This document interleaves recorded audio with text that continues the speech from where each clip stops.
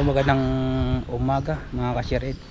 Yan, bali update ko lang kayo dito sa Sangkintin project. Yan, yung natapos namin ngayon is bumalik ako dito para ituloy yung paggagawa ng yung grills muna yung gagawin natin dito. Yan mga kashirit. Yan, bali tapos na lahat yung plastering works yan. Tapos na rin yung lahat ng mga plastering. Yan. Ito yung dito sa left side view. Ayan o. Bali ang nagastos dito mga kashirit sa ganitong finish, kasi maluwang to, 12.5 by 11.5 to mga kashirit. Maluwang siya.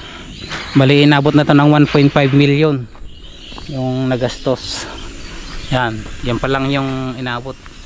Modern design siya mga kashirit. Ito naman tayo sa harap. Dito tayo sa harap, hindi makita yung yan, balik gagawin natin ng mga grills yan.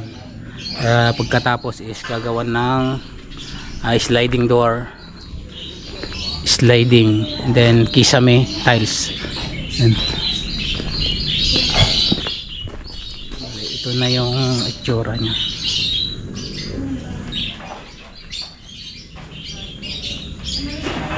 Tapos punta tayo dito sa right side elevation.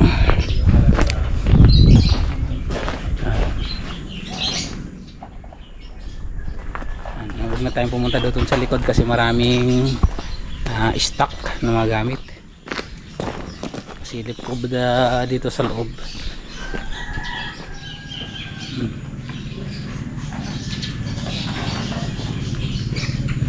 Okay, hanggang dyan lang mga siret. Uwi na kami. Balik kami dito ng Monday para mag-start na ng maggawa ng grills. Bali ito yung design na gagawin namin. Plus ko na lang sa script. Okay, maraming salamat. Yan mga kashiret, update tayo dito sa Sangkintin project. Bali ito na yung development. Nalagyan na ng grills yung pinaka ito yung master bedroom. At the same time ito naman yung sa kanyang living room.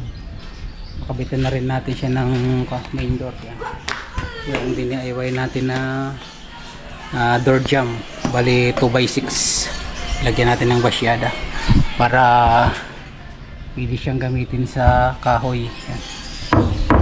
Yung quality ng pagkalapat niya mga kashiret. Tapos may transom siya dun sa taas. Tingnan naman natin yung iba.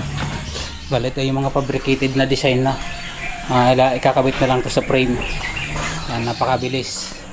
At sa susunod nating upload is ituturo ko naman sa inyo yung pang-cutting nyan, saka yung mga pattern para mas mabilis.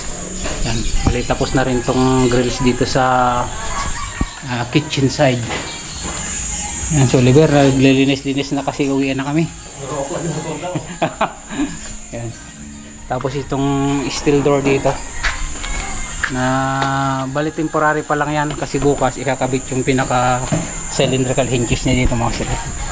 Saka lalagyan dito ng stopper pa na 1x1 para hindi masisilip. Tapos sa gitna lalagyan pa ng dito mga kashiret, gitna lalagyan dyan ng stopper na flat bar hanggang dun sa taas.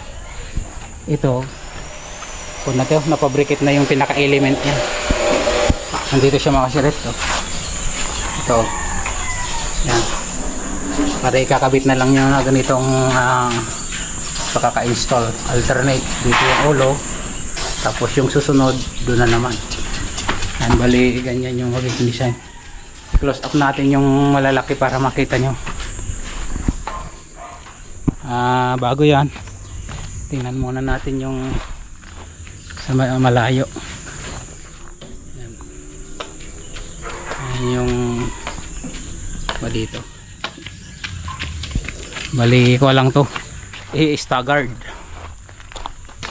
Nakabitan na rin ni Oliver dito ng yan grills. Yan ang magiging itsura ng mga kashiret.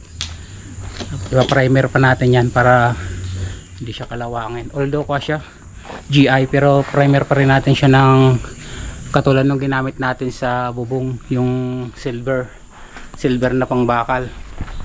Dito nakabitan na rin to, yan, nakabitan na rin yan. Bali 2 grills na lang mga siret yung gagawin, tapos yung mga lock system ng mga pintuan, siguro hanggang doon naman muna, staggered. Okay, ibababa pala natin yung square tube doon sa taas. Okay, let's go. Hanggang dyan na lang muna mga siret yung ating vlog. Bayo!